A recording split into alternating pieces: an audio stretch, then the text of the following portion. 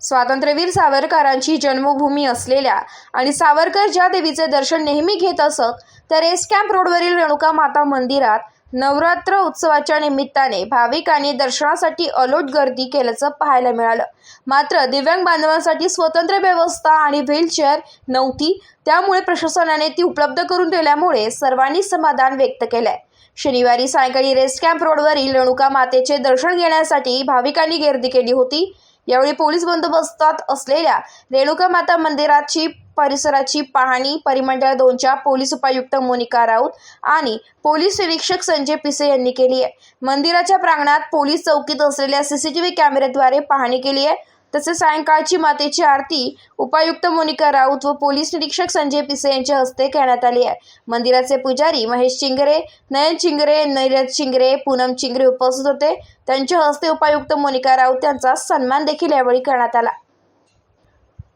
तसेच श्री रेणुका माता मंदिरात नवरात्रोत्सव निमित्ताने भाविकांची अलोट गर्दी बघायला मिळते, पण दिव्यांग बांधवांना दर्शन घेण्यासाठी रांगेत उभे राहावे लागते।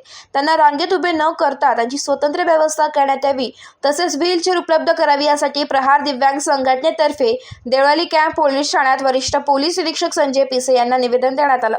भाविकांतर्फे देखील दिव्यांग बांधवांसाठी स्वतंत्र व्यवस्था करत एक व्हीलचेअर उपलब्ध व्हावी अशी मागणी करण्यात आली होती। पोलीस प्रशासन व प्रहार दिव्यांग क्रांती संघटनेच्या वतीने शनिवारी सायंकाळी एक व्हीलचेअर दिव्यांग बांधवांसाठी उपलब्ध करून देण्यात आले। मोनिका राऊत या देखील दिव्यांगांच्या समस्या जाणून भावुक झाल्या, त्यांनी देखील या कामी पुढाकार घेतला।